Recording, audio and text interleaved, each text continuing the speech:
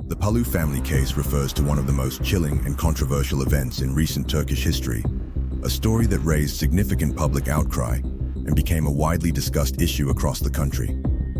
The tragic events involving this family were linked to horrific crimes such as abuse, sexual exploitation, fraud, and murder. The case not only became a family drama, but also transformed into a national scandal that sparked debates in cafes, on the streets, and in public transportation everywhere. The horror of the Palu family story revolves around how a man was able to instill fear and imprison his entire family, not just physically, but psychologically. This man turned their home, which should have been a sanctuary of love and trust, into a place of terror and violence.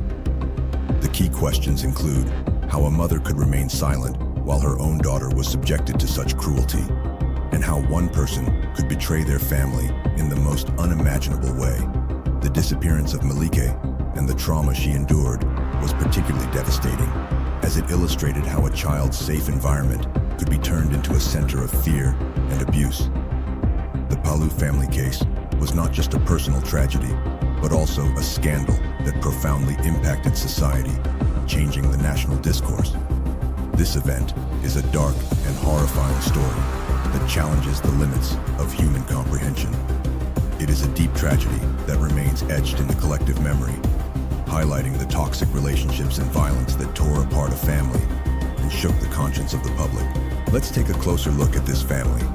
Harun and Hava Palu are the heads of the family, and their children are Emine, Fatih, Isa, Aishi, and Meryem. Emine Palu marries Tuncer, while Meryem Palu marries Ahmet, and both couples have 2 children each.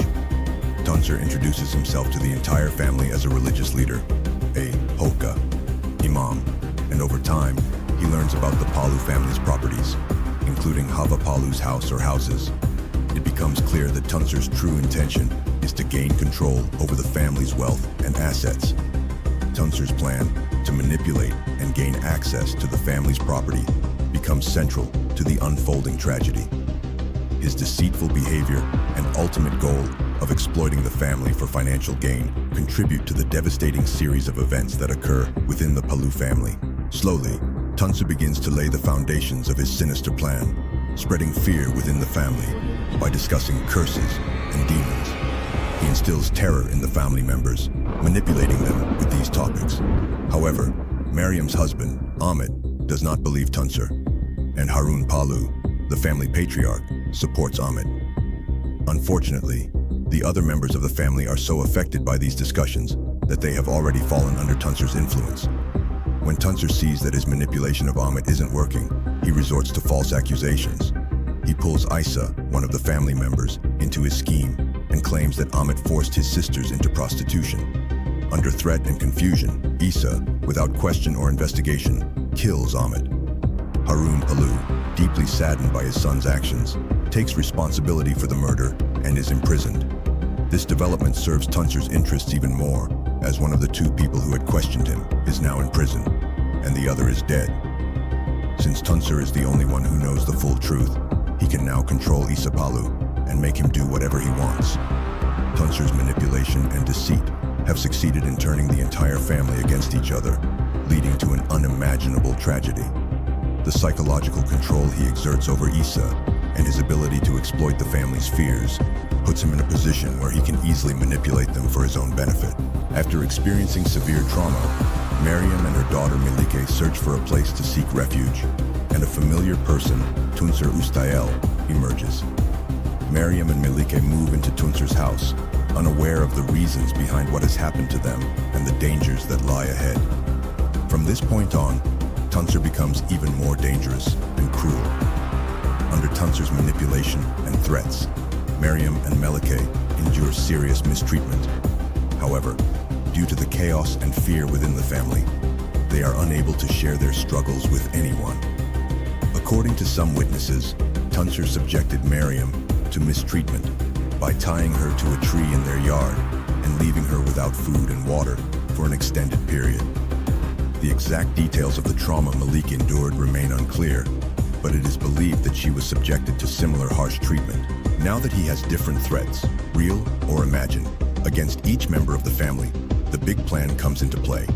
Listen carefully to what you're about to hear. You won't believe it. Tuncer's only target now is Hava Palu, and he will know no limits to overcome all the obstacles he will face on his way to his target. Tuncer visits Hava Palu every day and tells her that there are jinns in the house.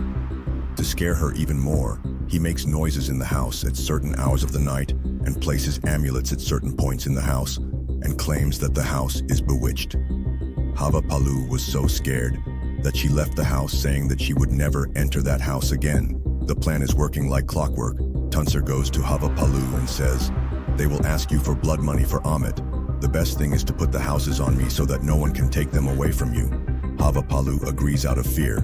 Tuncer manipulates everyone in the family so well that he gets Meryem to take out a loan and buy a car, and he gets the whole family out of the apartment and convinces everyone to live in the car somehow. Here we come to the most critical moment that everyone watches and listens to with astonishment. Imagine a sedan car, 10 adults and 3 children stay in this car, and at 2 a.m. at night, Meryem's toilet comes, and she gets out of the car. But no one sees or hears Meryem getting out of the car. Doesn't it seem crazy to you? And the whole family agrees on this.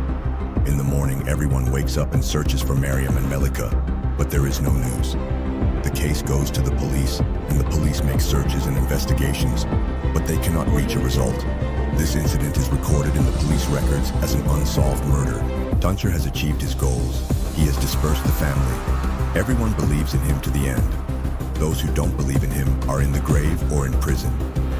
Everything was perfect for him until 2018, when Hava Palu applied to the program of Müge Anlı, the famous journalist and television programmer of Turkey, and it flared up again. I have already shared many details with you. Police teams took action to determine the place where Meryem Tahnal was killed. In line with the information provided by Tuncer Ustael, excavation works were started in Durrës district of Kocaeli. However, no body was found during the searches. This situation increased the mystery of the incident even more. The failure to find the bodies did not suggest that Tuncer was innocent, but rather that he had destroyed the evidence in a planned manner. However, during a live broadcast, Tuncer, who mentioned that Mary loved the fruit in the place where the thorn bushes were, had sort of given himself away, but he was not even aware of it, and the police teams immediately started to concentrate on that area. And as a result of a short excavation work they did there, they really reached the bone fragments of Mary, whose name everyone had forgotten for 10 years. In this process, Tuncer Ustael's past crimes began to emerge one by one. Ustael, who was involved in many crimes such as physical violence, rape, and fraud, was acting like a crime machine. The public prosecutor, who announced his final opinion on the case, requested aggravated life imprisonment for the defendant Tuncer Ustael on the charge of intentional killing with monstrous feeling or torment, and imprisonment from 10 to 15 years for the other defendants on the charge of aiding intentional killing. The defendant Tuncer Ustael, who was given the floor, said, "Death by execution, death by death. There is no account I cannot give." Emine Ustael also claimed that the real criminals are outside and said, "We are being punished for crimes we did not commit. I forgive everyone." The other defendants also demanded acquittal. Announcing its verdict, the court sentenced Tuncer Ustael to aggravated life imprisonment for intentional killing with monstrous feeling or torture, and Emine Ustael and Hava, Isa, and Aishi Palu to 12 years and 6 months each for aiding intentional killing.